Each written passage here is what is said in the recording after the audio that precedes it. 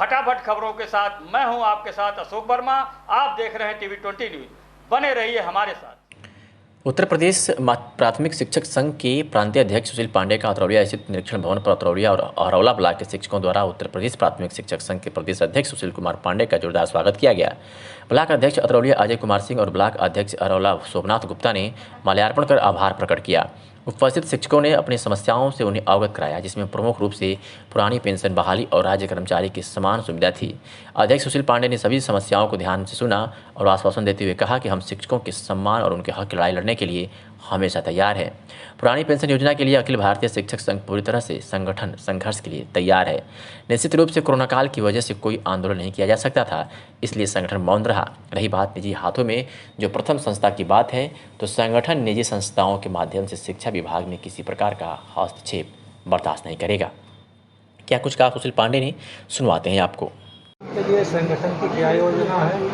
क्या सरकार प्रथम और सहज प्राइवेट संस्था के माध्यम से माध्यमिक शिक्षा सेक्टर को तरफ जा रही है? इसके लिए संस्था क्या योजना है? पुरानी पेंशन योजना के लिए अखिल भारतीय प्राथमिक शिक्षक संघ पूरी तरह से लड़ाई संगठन संघर्ष के लिए पूरी तरह से संघर्ष चालू है और निश्चित रूप से प्राथमिक शिक्षक संघ और यहाँ ES4 के माध्यम से प्रांतीय स्तर पर भी आंदोलन किया गया।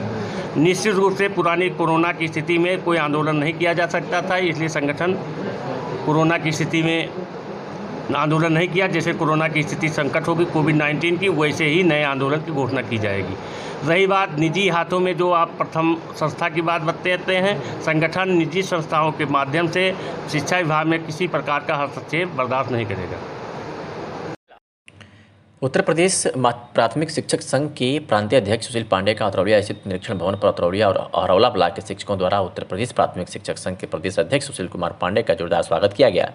ब्लॉक अध्यक्ष अतरौलिया अजय कुमार सिंह और ब्लॉक अध्यक्ष अरौला शोभनाथ गुप्ता ने माल्यार्पण कर आभार प्रकट किया। उपस्थित शिक्षकों ने अपनी समस्याओं से उन्हें अवगत कराया, जिसमें प्रमुख रूप से पुरानी पेंशन बहाली और राज्य कर्मचारी की समान सुविधा थी। अध्यक्ष सुशील पांडे ने सभी समस्याओं को ध्यान से सुना और आश्वासन देते हुए कहा कि हम शिक्षकों के सम्मान और उनके हक की लड़ाई लड़ने के लिए हमेशा तैयार है। पुरानी पेंशन योजना के लिए अखिल भारतीय शिक्षक संघ पूरी तरह से संगठन संघर्ष के लिए तैयार है। निश्चित रूप से कोरोना काल की वजह से कोई आंदोलन नहीं किया जा सकता था, इसलिए संगठन मौन रहा। रही बात निजी हाथों में जो प्रथम संस्था की बात है, तो संगठन निजी संस्थाओं के माध्यम से शिक्षा विभाग में किसी प्रकार का हस्तक्षेप बर्दाश्त नहीं करेगा। क्या कुछ कहा सुशील पांडे ने, सुनवाते हैं आपको। के लिए संगठन की क्या योजना है? क्या सरकार प्रथम और सहज प्राइवेट संस्था के माध्यम से माध्यमिक शिक्षा सेक्टर को तरफ जा रही है? इसके लिए संस्था क्या योजना है? पुरानी पेंशन योजना के लिए अखिल भारतीय प्राथमिक शिक्षक संघ पूरी तरह से लड़ाई संगठन संघर्ष के लिए पूरी तरह से संघर्ष चालू है और निश्चित रूप से प्राथमिक शिक्षक संघ और यहाँ ES4 के माध्यम से प्रांतीय स्तर पर भी आंदोलन किया गया। निश्चित रूप से पुरानी कोरोना की स्थिति में कोई आंदोलन नहीं किया जा सकता था, इसलिए संगठन कोरोना की स्थिति में आंदोलन नहीं किया। जैसे कोरोना की स्थिति संकट होगी कोविड-19 की, वैसे ही नए आंदोलन की घोषणा की जाएगी। रही बात निजी हाथों में जो आप प्रथम संस्था की बात बताते हैं, संगठन निजी संस्थाओं के माध्यम से शिक्षा विभाग में किसी प्रकार का हस्तक्षेप बर्दाश्त नहीं करेगा। जिलाधिकारी कार्यालय पर पत्र देने आए गोल्ड मेडलिस्ट आदर्श कुमार ने बताया कि हरिहरपुर एक संगीत कलाकारों का गांव है। अपने संगीत के बल पर प्रदेश ही नहीं देश का नाम पूरे जगत में रोशन किया है। 21वां राष्ट्रीय युवा उत्सव 2017 हरियाणा में पूरे भारत में लोकगीत में प्रथम स्थान प्राप्त कर आदर्श कुमार पुत्र कमलेश कुमार मिश्र ने अपने जनपद ही नहीं बल्कि प्रदेश का नाम रोशन करने का काम किया है। और 16 जनवरी को इंदिरा गांधी प्रतिष्ठान में 23वां राष्ट्रीय युवा उत्सव 2020 लखनऊ के मौके पर उप मुख्यमंत्री केशव प्रसाद मौर्य द्वारा घोषणा की गई थी। जो भी प्रतिभागी राष्ट्रीय स्तर पर स्वर्ण पदक प्रथम स्थान प्राप्त करेगा, उनके घर तक उनके नाम से रोड का निर्माण कराया जाएगा। हरिहरपुर विश्वविख्यात संगीत कलाकारों का गांव है। अपने वाद्य यंत्रों को ले जाने पर बारिश के समय काफ़ी दिक्कतों का सामना करना पड़ता है। ऐसी स्थिति में संपर्क मार्ग से आदर्श कुमार गोल्ड मेडलिस्ट के घर तक सीसी रोड बनाना अति आवश्यक है। आदर्श कुमार ने जिलाधिकारी को मांग पत्र सौंपकर सरकार की मंशा के अनुरूप कलाकारों के घर तक रोड बनवाने की मांग की है। क्या कुछ कहा आदर्श कुमार ने, सुनवाते हैं आपको। मेरा नाम आदर्श कुमार है। क्या मामला है कि आज आप जिलाधिकारी कार्यालय आए? मामला ये है कि हम लोग जो है हरिहरपुर संगीत घराना से हैं। 2017 में हम लोगों को स्वर्ण पदक मिला था पूरे भारत में प्रथम स्थान लोकगीत में, जो कि अपने हम लोगों ने प्रदेश को पहली बार लोकगीत में दिलवाया। और उसके बाद 2020 में केशव प्रसाद मौर्य जी ने कहा था कि जो भी प्रतिभागी उत्तर प्रदेश का नाम रोशन किए हैं या स्वर्ण पदक लाए हैं, उनके घर तक उनके नाम से पक्के रोड का निर्माण कराया जाएगा। और हम लोग हरिहरपुर घराना में लगभग 15 गोल्ड मेडल आ चुका है अभी तक, पूरे भारत में प्रथम स्थान लेकर आए हैं, लेकिन किसी के घर तक कोई भी पक्का रोड नहीं है। शासन प्रशासन किसी से कोई कुछ मदद नहीं मिल रहा है हम लोगों को, सारा पूरा गड्ढा भरा हुआ है रोड पर। हम लोग ये चाहते हैं कि जो भी गांव में हमारे हरिहरपुर संगीत घराना में जिनको भी स्वर्ण पदक मिला है, उनके घर तक पक्के रोड का निर्माण कराया जाए। क्या आपने इसकी शिकायत पहले कहीं की थी? इसकी शिकायत पहले मैं ब्लॉक पे कर चुका हूँ, लेकिन उसका कोई भी आगे उसका निवारण नहीं हुआ। तो आज आप जिलाधिकारी कार्यालय पर जी, आप चाहते हैं क्या? आप क्या चाह रहे हैं? मैं यही चाहता हूँ कि हमारे घर तक, मतलब जो जितने भी स्वर्ण पदक हमारे गांव में मिले, उनके घर तक पक्के रोड का निर्माण कराया जाए, जिससे कि हम लोगों को कलाकारों को कोई दिक्कत ना हो। ऐसे बरसात में कलाकार जाते हैं अपने इंस्ट्रूमेंट साज लेकर और गिर जाते हैं, इंस्ट्रूमेंट का नुकसान हो जाता है, बहुत परेशानी होता है। तो यही चाहते हैं कि शासन प्रशासन मदद करे और हम लोगों के घर तक जो है पक्के। आजमगढ़ में लगातार अनवरत 20वें शनिवार को निवर्तमान नगर अध्यक्ष विनय प्रकाश गुप्त व नगर उपाध्यक्ष धर्मेंद्र सिंह के नेतृत्व में ब्रह्मस्थान स्थित मंदिर पोखरे पर पिछले 20 सप्ताह से लगातार जलचर मछलियों और बंचरों का आहार उपलब्ध कराया जा रहा है। इसी कड़ी में इस सप्ताह भी शनिवार को बंचर और जलचर को आहार उपलब्ध कराया गया। इस आहार वितरण में विनय प्रकाश गुप्त व नगर उपाध्यक्ष धर्मेंद्र सिंह के सहयोग में बूथ अध्यक्ष बलवंत सिंह, मुकेश गिरी, सोनू यादव, प्रिंस सिंह, अनिश पाल, गब्बर सिंह आदि लोग भी उपस्थित रहे।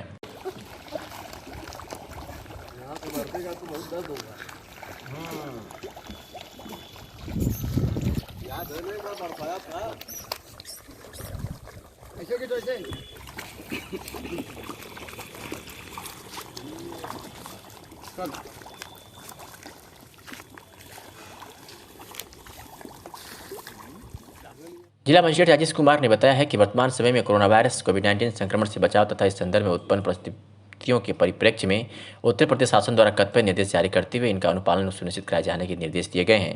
उन्होंने बताया कि दिनांक 21 सितंबर 2020 को जनपद में नोवेल कोरोना संक्रमण की पूर्व प्रेशर सैंपल की जांच रिपोर्ट आने के उपरांत जनपद में कोविड-19 मरीजों की पुष्टि हुई है। इसके तहत आजमगढ़ के 14 क्षेत्र कंटेनमेंट जोन बढ़ाए गए हैं। इन क्षेत्रों में कंटेनमेंट जोन प्रोटोकॉल का 100% अनुपालन सुनिश्चित किया जाएगा, जिसमें कॉन्ट्रैक्ट ट्रेसिंग चिकित्सा अधिकारी द्वारा किए गए रिस्क निर्धारण के आधार पर व्यक्तियों को होम इंस्टीट्यूशनल क्वारंटाइन किया जाना है।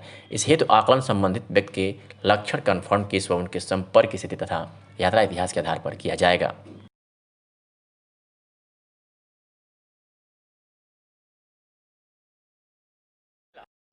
कोविड-19 के कारण लॉकडाउन के दौरान महानगरों से अपने गांव वापस आए प्रवासी मजदूरों के लिए जिलाधिकारी राजेश कुमार ने निर्देशित किया है कि उनके लौटने से पहले उनके प्रधानमंत्री जन आरोग्य कार्ड बना दिया जाए, जिससे कि उन्हें और उनके परिवार को भविष्य में गंभीर तथा महंगे इलाज के लिए परेशान न होना पड़े। जिलाधिकारी के निर्देश के बाद 300 प्रवासी मजदूरों को गोल्डन कार्ड बनाने के लिए चिन्हित किया गया, जिसमें से अब तक 135 के गोल्डन कार्ड बनाए जा चुके हैं। 9 सितंबर 2020 तक जिले में आयुष्मान भारत योजना के कुल 1,41,000 लाभार्थी परिवार हो चुके हैं।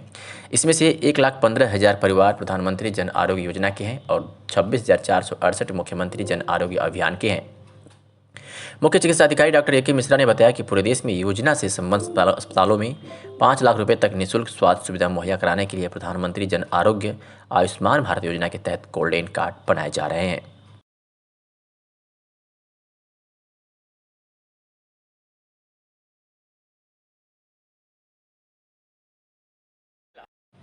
आजमगढ़ में पीसीएस 2018 के परीक्षा परिणाम में पहली ही बार लालगंज तहसील के नरसिंहपुर गांव के मृत्युंजय सिंह ने बाजी मार ली है। उनका चयन असिस्टेंट कमिश्नर कमर्शियल के पद पर हुआ है। चयन होने के बाद शहर से लेकर गांव के लोगों में खुशी का माहौल है। मीडिया से बातचीत के दौरान मृत्युंजय भावुक उठे और अपने पिता की मृत्यु के बाद अपने माँ और गुरुजनों को अपनी कामयाबी का श्रेय देते हुए उनका आशीर्वाद लिया। आजमगढ़ जिले के लालगंज तहसील के नरसिंहपुर गांव निवासी मृत्युंजय सिंह की प्राथमिक विद्यालय नरसिंहपुर, उच्च शिक्षा सराय से ली, हाई स्कूल की शिक्षा लहुआ कला इंटरमीडिएट और स्नातक व परास्नातक की शिक्षा गणेश शंकर महाविद्यालय कर्रा ढोबी जौनपुर से ली। जब महामृत्युंजय स्नातक की पढ़ाई कर रहे थे तो इनके पिता मान सिंह की मृत्यु हो गई, जिससे इनके सामने आर्थिक संकट भी आया, लेकिन ये अपना लक्ष्य निर्धारित कर चुके थे। मेहनत और लगन के साथ शिक्षा ग्रहण करने के बाद इन्होंने भूगोल से 4 बार यूजीसी नेट क्वालिफाई किया। वर्ष 2017 में पहली बार आईएएस की परीक्षा दी, लेकिन इंटरव्यू में उत्तीर्ण नहीं हो सके, लेकिन इन्होंने हार नहीं मानी और वर्ष 2018 में पीसीएस की परीक्षा दी। पहली बार ही इन्होंने परीक्षा को उत्तीर्ण कर लिया। उनका चयन असिस्टेंट कमिश्नर कमर्शियल पद पर हुआ है। इसकी जानकारी के बाद पूरे क्षेत्र में हर्ष का माहौल है। उनके घर पर शुभचिंतकों का तांता लगा हुआ है। क्या कुछ कहा इस बाबत मृत्युंजय सिंह ने, सुनवाते हैं आपको। मैं 4 बार यूजीसी नेट क्वालिफाई हूँ भूगोल विषय से। संप्रति मैं शोधरत हूँ भूगोल विषय में, और 2017 में आईएएस इंटरव्यू मैंने दिया था और 23 नंबर से मेरा चयन नहीं हो सका था, जो कहीं न कहीं एक ग्लानि की भावना थी कि ऐसा कौन सा पद है जो मुझे प्राप्त होगा। अब इस जीवन में तो आईएएस नहीं बन सकता, लेकिन एक सम्मानित पद जरूर प्राप्त कर सकूं, और वह पद मुझे आज 2018 में प्राप्त हुआ। इसके लिए सर्वप्रथम स्वर्गीय पिता को मैं तहे दिल से धन्यवाद देता हूं, जिनकी प्रेरणा कहीं न कहीं मेरे लिए यहाँ कार्य की यहाँ तक पहुँचने के लिए, और माँ को जो सदैव चाहती थी कि किसी पद पे हो जाए, और आज उसकी इच्छा पूरी हुई। समस्त भाइयों ने जहाँ तक संभव हो सका मुझे आगे बढ़ाने में महत्वपूर्ण भूमिका अदा की। इसमें विशेष रूप से जस्ट मुझसे बड़े वाले भाई वेद प्रकाश सिंह का सबसे बड़ा योगदान रहा। कहीं न कहीं जब असफल होता था तो एक प्रेरणा मिलती थी कि हर कदम आगे बढ़ना है, और हर समय वो साथ मुझे दिए। जनों की बात करें तो डॉक्टर अनिल कुमार सिंह संस्कृत प्रवक्ता, उनका बहुत बड़ा योगदान था, और doctor Kailash Bihari sir Panini classes Delhi में, उनका बहुत बड़ा योगदान था यहाँ तक मुझे पहुँचने में। और अपने परिवार के सभी सदस्यों के साथ ही उन समस्त गुरुजनों या मित्रों को भी तहे दिल से मैं शुक्रिया अदा करना चाहता हूँ, जिनसे कहीं न कहीं मैं बहुत कुछ सीखा और आगे भी सीखने का प्रयास करता रहूँगा। धन्यवाद। मेहनत करना है, पढ़ना है, लिखना है। भाई इनके सहयोग से आज वो दिन हमके देखा कि सोचे थे कि आगे तक यह दिन हमें देखा हैं, एक बाद खुशी ही खुशी हमके सुने के लिए। बस एक बाद धन्यवाद। प्रोफेसर डॉक्टर रामकृष्ण पांडे के स्वकुल परिवार में श्रद्धांजलि सभा का आयोजन किया गया। आपको बता दें कुछ दिन पहले उनकी कोरोना से मौत हो गई थी। आज सठियाव स्थित उनकी निजी आवास बड़ापुर में श्रद्धांजलि सभा का आयोजन किया गया। मीडिया से हुई बातचीत में दिव्यांशु मिश्रा ने, जिला महासचिव प्रसपाल लोहिया ने बताया कि कोरोना से प्रोफेसर डॉक्टर रामकृष्ण पांडे का स्वर्गवास हो गया, जो वाराणसी में बलवंत सिंह पीजी कॉलेज गंगापुर में शिक्षक के पद पर कार्यरत थे, जो एक नेकदिल इंसान थे। शिक्षा जगत में जिनकी एक अलग छवि थी, जो गरीबों मजदूरों में शिक्षा की अलग जगाने के लिए निस्वार्थ तत्पर रहते थे और गरीबों की हर संभव मदद करते थे, जिनके कुछ दिनों पहले वैश्विक महामारी कोरोना से डॉक्टरों की लापरवाही से मौत हो गई। सुककुल परिवार को सांत्वना देने के लिए श्रद्धांजलि सभा में प्रगतिशील समाजवादी पार्टी के प्रदेश महासचिव रामदर्शन यादव, प्रमुख महासचिव आनंद उपाध्याय, जिला अध्यक्ष अनुसूचित जाति सुभाष जायसवाल सहित तमाम लोग उपस्थित रहे। क्या कुछ कहा दिव्यांशु मिश्रा ने, सुनवाते हैं आपको। सबसे पहले अपना परिचय दीजिए। मैं दिव्यांशु मिश्रा हूं और मैं प्रगतिशील समाजवादी पार्टी लोहिया का जिला महासचिव हूं। अभी ये कुछ दिन पहले इनका देहांत हो गया था, आज उनका ये कार्यक्रम संपन्न किया जाएगा, इसके बारे में आप बताइए जरा विस्तार से। देखिए, सबसे पहले तो इनको कोटि कोटि नमन है मेरी तरफ से। और सबसे पहली चीज़ ये है कि आजकल जो डॉक्टरों की लापरवाही हो रही है, लापरवाही सबसे बड़ा मुद्दा है। जो चक्रपानपुर स्थित पीजीआई है, वहाँ पे इनका निधन हुआ, और सिर्फ चक्रपानपुर की ही बात नहीं है, इस समय जगह जगह पे डॉक्टरों द्वारा, जिसको हम देवतुल्य मानते हैं, और जगह जगह इस तरीके से मरीजों के साथ लापरवाही, क्योंकि असल में जो हमारे मरीज़ थे उनसे हमारी बार बार बातें होती थी, वो वहाँ की कंडीशन के बारे में हमें बताते थे। इनको प्रॉब्लम क्या थी?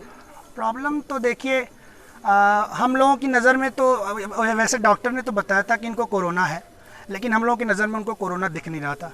क्यों नहीं दिख रहा था? क्योंकि जो कोरोना की जांच है, जो मुंह से होती है जांच, वो जांच जो है समथिंग कम से कम 3 दिन में होती है, और अधिकतम तो कितना भी टाइम ले लेते हैं वो लोग, है ना, उसका रिपोर्ट आने में। तो ये जांच जो है आधे 1 घंटे में आ गई थी रिपोर्ट उसकी।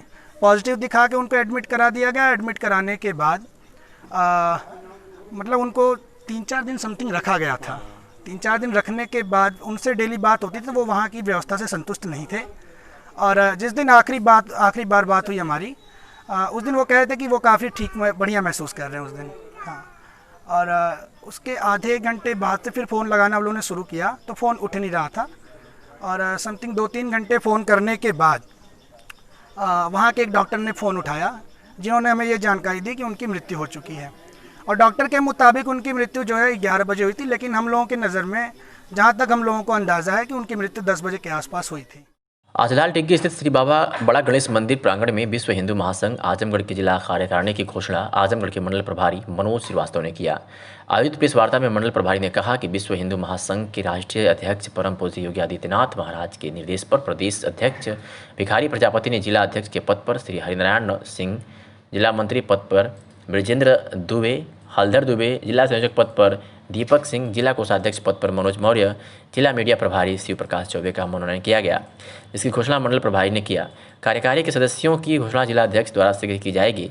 प्रेस वार्ता में विश्व हिंदू महासंघ के प्रदेश उपाध्यक्ष अरुण सिंह, साधु प्रदेश मंत्री विष्णुकांत चौबे, धर्माचार्य प्रकोष्ठ के जिला अध्यक्ष लाल बाबा आशुतोष सिंह, राघवेंद्र सिंह आदि लोग उपस्थित रहे। इस बाबत क्या कुछ कहा मनोज श्रीवास्तव मंडल प्रभारी ने, सुनवाते हैं आपको। कार्यकारिणी गठन हुआ है, कौन किस पद पे गठन हुआ है और मुख्य उद्देश्य क्या है? मुख्य उद्देश्य विश्व हिंदू महासंघ ये अंतर्राष्ट्रीय संगठन है और महासंघ इसके पहले से भी जो है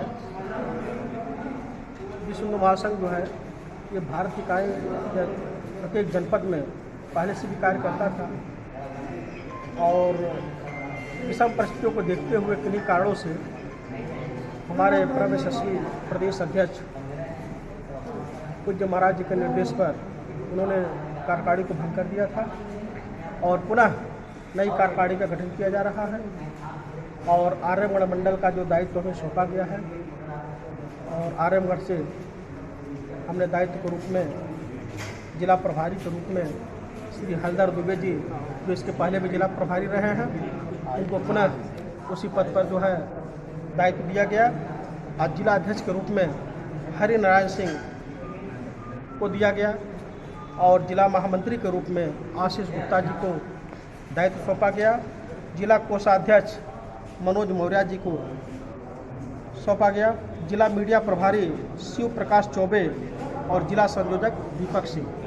और इसी क्रम में हमारे मऊ जिले के यशस्वी तेज तर्रार जो पूर्व जिलाध्यक्ष रहे श्री आशुतोष कुमार सिंह जी, इनको पुनः इस बार जो है इनके कार्यों को देखते हुए, इनकी ऊर्जा और साहस को देखते हुए पुनः इन्हें जो है एक बार जिला अध्यक्ष के रूप में इनको दायित्व सौंपा गया है।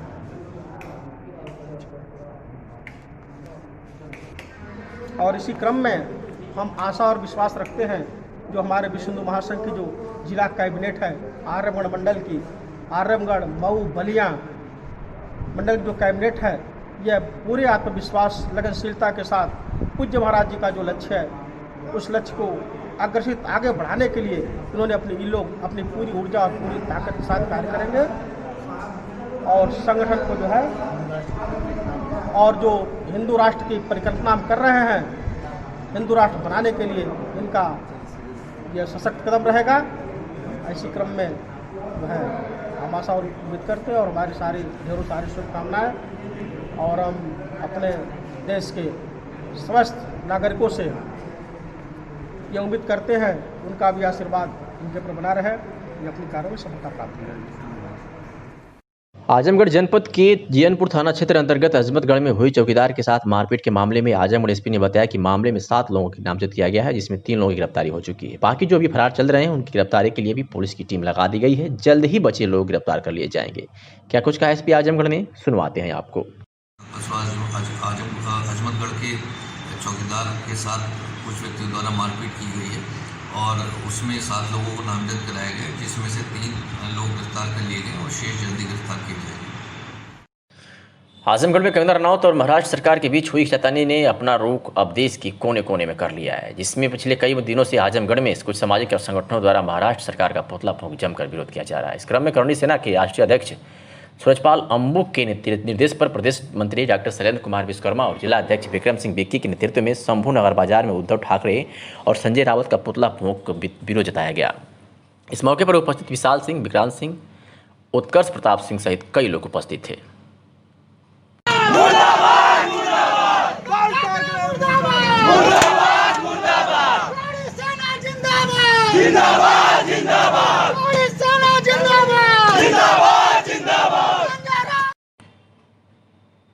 ब्लॉक अजमतगढ़ पर प्रधानों का धरना तीसरे दिन भी जारी है, जहां प्रखंड विकास अधिकारी इरशाद अहमद छुट्टी के बावजूद ब्लॉक पर पहुंचे और उन्होंने प्रधानों से ज्ञापन लिया और कहा कि ऊपर से जो रोक लगाई गई है उससे हम परिचित हैं और आपकी समस्याओं से पूरी तरह से अवगत हैं। हम जल्दी प्रयास करेंगे कि आपको जो भी मांगे हैं उनकी उसी के तहत आपका काम विकास कार्यों के कार्य की अनुमति दी जाए। आपने शांतिपूर्वक जो धरना चला रहे हैं उसे अब हटा लीजिए। पर प्रधानों ने खंड विकास अधिकारी की एक न सुनी। प्रधानों ने यह भी कहा कि हम समस्त विकास कार्यों का बहिष्कार करते हुए समस्त कार्यालयों में सोमवार को तालाबंदी करेंगे। इस संबंध में प्रधान रमेश कुमार निषाद ने कहा कि जल्द ही यदि हमारी मांगों को नहीं मानी गई तो अब हम आर पार की लड़ाई लड़ने के लिए तैयार हैं और उसके लिए हमें जेल भी जाना पड़े तो हम तैयार रहेंगे। एवं सोमवार से ब्लॉक सभागार में समस्त कार्यालयों में तालाबंदी करके हम कार्यों का बहिष्कार करेंगे। धरने पर दर्जनों प्रधान बैठकर खंड विकास अधिकारी CDO जिलाधिकारी के खिलाफ जमकर जिंदाबाद मुर्दाबाद के नारे लगाए। इस दौरान भाजपा नेताओं ने भी प्रधानों के समर्थन में सगड़े के प्रभारी देवेंद्र सिंह, विजय कुमार पटेल, चंद्रशेखर सिंह, मनोज श्रीवास्तव आदि मौके पर पहुंचकर धरने का समर्थन किया और कहा कि हम इस संबंध में जिलाधिकारी और सचिवों से बात करेंगे। क्या कुछ कहा देवेंद्र सिंह, भाजपा नेता सगड़े विधानसभा प्रभारी ने, सुनवाते हैं आपको। और इन लोगों की मांगे जो है इस संदर्भ में आपने वार्ता किया है, वीडियो से भी वार्ता किया, क्या कहना चाहेंगे सर? ये कुछ विसंगतियाँ हैं पूरे ज़िले में है। पूरे ज़िले के प्रधान किसी न किसी रूप से आंदोलित हैं कुछ कामों को लेकर के। उस पर प्रशासन से बात हुई है। सोमवार को ठीक से प्रशासन में बात करके जो भी इनकी समस्या है उसका ठीक से समाधान किया जाएगा। क्या ये पूरे जनपद की समस्या है? हाँ, लगभग पूरे जनपद की। 60-40 का रेशियो कहीं नहीं मिल रहा है। नहीं, 60-40 का रेशियो मैंने वो रेशियो पिछले 2 महीने पहले पूरा किया गया है। आजमगढ़ से खबर है, जहां एक दिन बैठक के बाद नगर पालिका के एक सभासद के पति के साथ मारपीट की गई थी। मामले को तत्काल संज्ञान में पुलिस ने लेते हुए अभियोग पंजीकृत कर लिया और अपनी त्वरित कार्रवाई में 2 अभियुक्तों को गिरफ्तार कर लिया गया। बाकी 6 अभियुक्तों की गिरफ्तारी के लिए दबिश दी जा रही है। क्या कुछ कहा SP आजमगढ़ ने, आपको सुनवाते हैं। बैठक के बाद एक दिन उस नगर पालिका के एक सभासद के पति के साथ मारपीट की गई थी। उसमें अब तत्काल अभियोग पंजीकृत किया गया। पुलिस द्वारा त्वरित कार्रवाई करके उसमें 2 अभियुक्तों को गिरफ्तार किए गए हैं। बाकी 6 अभियुक्तों की गिरफ्तारी के लिए लगातार दबिश दी जा रही है। आजमगढ़ जनपद में पुलिस अधीक्षक सुधीर कुमार सिंह द्वारा लगातार चलाया जा रहा अभियान अपराध नियंत्रण और अपराधियों की धरपकड़ के क्रम में अपर पुलिस अधीक्षक नगर तथा क्षेत्राधिकारी सदर नगर के कुशल परीक्षण में प्रभारी निरीक्षक कोतवाली के गुप्ता के नेतृत्व में थाना कोतवाली पर अलग अलग टीम बनाकर क्षेत्रों में हो रहे अपराध व अपराधियों की धरपकड़ करने हेतु लगातार भ्रमणशील रहकर संदिग्ध वाहनों की चेकिंग की जा रही थी। इसी सूचना प्राप्त हुआ कि जीयनपुर की तरफ से आ रहे बाइक सवार 3 लोग किसी बड़ी लूट की छिनैती घटना के फिराक में अंजाम देने जा रहे हैं, जिसके क्रम में कोतवाल के गुप्ता के नेतृत्व में पुलिस अलर्ट हुई और पुलिस पार्टी पर फायर कर भाग रहे 2 बदमाशों को कोतवाली पुलिस ने गिरफ्तार कर लिया, जिनके पास से अवैध 2 तमंचे व कारतूस भी बरामद किए गए हैं। भटक रहे लोगों से मदद मांग रहा है। उनका यह कहना है कि 11 वर्षीय बेटे प्रिंस की दोनों किडनी खराब हो चुकी है, पारिवारिक हालत बद से बदतर है और इलाज में ज़्यादा पैसे लगते हैं। 4 साल पहले प्रिंस के यूरिन में से ब्लड और पस आने की शिकायत थी, जिसका स्थानीय डॉक्टरों से इलाज भी कराया गया था, परंतु कोई कामयाबी ना मिलने पर अब डॉक्टरों की परामर्श से BHU और वहां से एम्स में इलाज कराया जा रहा है, जिसके इलाज के लिए उनके पास समुचित पैसा ना होने से अब लोगों से गुहार लगा रहा है कि मेरे बेटे की जान बचाई जाए। इस संदर्भ में समाज के कुछ लोगों ने मदद भी की है, लेकिन वह नाकाफ़ी है। जिस तरह से मुंबई से फिल्म अभिनेता सोनू सूद सबकी मदद करते हैं, उसी तरह से सोनू सूद सहित लोग सामने आकर मेरे बेटे की जान बचा लें, यह गुहार लगा रही है। तो ये मासूम प्रिंस भी यह भी कहता है कि मैं जीना चाहता हूँ, अपने मम्मी पापा के साथ और बहन के साथ रहना चाहता हूँ, मेरी मदद की जाए। क्या कुछ कहा प्रिंस पीड़ित मासूम ने और पिंकी चौरसिया पीड़ित की मां ने, हम सुनवाते हैं आपकी बात को। प्रिंस चौरसिया। क्या बाबू क्या चला तुम्हारा? मैं भी अपने मम्मी पापा के साथ रहना चाहता हूँ, मैं भी जीना चाहता हूँ, मैं भी पढ़ना लिखना चाहता हूँ, मैं अपने मम्मी पापा के साथ रहना चाहता हूँ। मेरी किडनी गड़बड़ हो गई, मैं भी अपनी दीदी के साथ रहना चाहता हूँ। मुझे हेल्प चाहिए, मुझे सहयोग चाहिए, मुझे ही मदद चाहिए। ज़्यादा से ज़्यादा लोग मदद करें मैं ठीक हो जाऊँ। ज़्यादा लोग मदद करें मैं ठीक हो जाऊँ। सोनू से की चोर से पुलका जी, आपका ये बच्चा है, इसमें क्या दिक्कत है? किडनी में सब बहुत ज़्यादा दिक्कत इनको हो गया है। हाँ, और इसी कारण इसको पेशाब से ब्लड आ रहा और हम लोग को टेंशन बना। बस चाहते हैं हमारा एक ही बेटा बस सही हो जाए और एकदम टेंशन बना, एकदम सुन लीजिए। तो लगभग कितने दिन से इसको दिक्कत है? यही 4 साल से।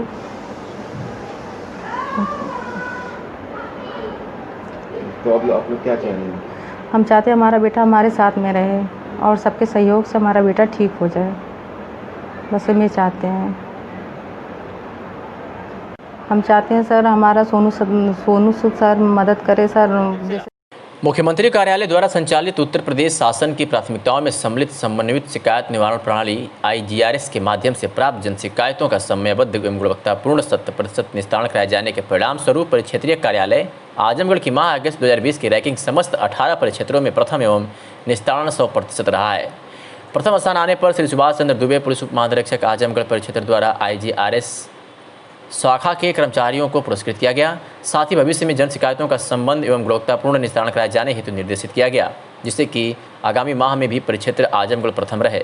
साथ ही परिक्षेत्र के जनपद आजमगढ़, मऊ व बलिया के जनपद प्रभारियों को भी अपने जनपद में IGRS पोर्टल पर प्राप्त हो रहे जन शिकायतों के संबंध एवं गुणवत्तापूर्ण निस्तारण कराए जाने के संबंध में निर्देश दिए गए।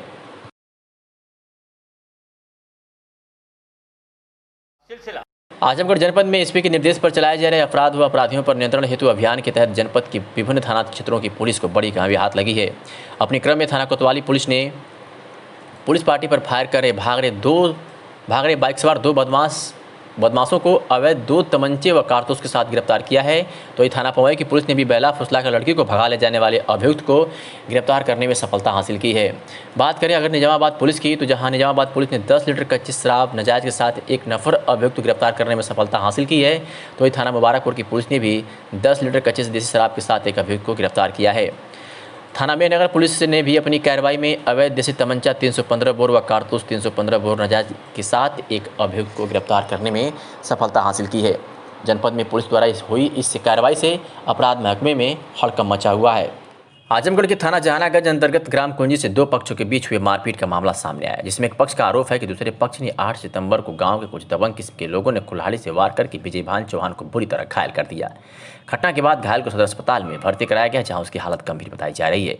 बताया भी जा रहा है कि अभी तक बेहोशी की हालत में घायल पड़ा है। आगे परिजनों ने मीडिया को बताया कि बड़े मशक्कत के बाद जहानागंज थाने में FIR दर्ज हुई, परंतु अभी तक किसी की गिरफ्तारी नहीं हुई, जिससे अपराधियों का मनोबल और हौसला बुलंद है। पुलिस की कार्रवाई में ढीली रवैया देख पीड़ित पक्ष अभी भी दहशत में है। आजमगढ़ से दिल्ली जाने वाले यात्रियों की समस्या को देखते हुए कैफियत एक्सप्रेस चलाने की मांग को लेकर भारत रक्षा दल के कार्यकर्ताओं ने रेलवे मंत्री पीयूष गोयल को संबोधित ज्ञापन आजमगढ़ स्टेशन अधीक्षक को दिया है। इस अवसर पर उपस्थित भारत रक्षा दल के जिलाध्यक्ष उमेश सिंह गुड्डू ने कहा कि लॉकडाउन खुलने के बाद बड़ी संख्या में लोग जो दिल्ली रोजी रोटी, नौकरी व व्यापार के लिए जाते हैं, कैफियत के रुक जाने से इन लोगों को बड़ी परेशानी झेलनी पड़ रही है। तो ये यात्री बसों से यात्रा करने के लिए मजबूर हैं। आजमगढ़ से दिल्ली की जो यात्रा 500 रुपये में हो सकती थी, उसके लिए 3000 तक एक यात्री को देने पड़ रहे हैं। पैसे वाले तो व्यवस्था कर ले रहे हैं, लेकिन एक मजबूर गरीब पैसे के अभाव में दिल्ली नहीं जा पा रहा है। ऐसे में हम लोग माननीय रेल मंत्री से अनुरोध कर रहे हैं कि आजमगढ़ से दिल्ली को जाने वाली कैफियत एक्सप्रेस को तुरंत चालू कराया जाए। कोविड-19 के संबंध में जारी दिशा निर्देशों का पालन करवाते हुए जितनी सीट है उतनी सीट पर यात्रियों को दिल्ली पहुंचाया जाए, ताकि गरीब मजदूर का रोजगार न खत्म हो, वो अपनी जीविका के लिए दिल्ली जाकर कुछ कमा सके और व्यापारी गण भी अपना व्यापार बढ़ा सके। हमें उम्मीद है कि भारत सरकार जनता की पीड़ा को समझते हुए अतिशीघ्र कैफियत एक्सप्रेस को चालू करवाएगी। इस अवसर पर संगठन के रवि प्रकाश, सुनील वर्मा, ब्रजेश मिश्रा, अनूप श्रीवास्तव आदि कार्यकर्ता उपस्थित रहे।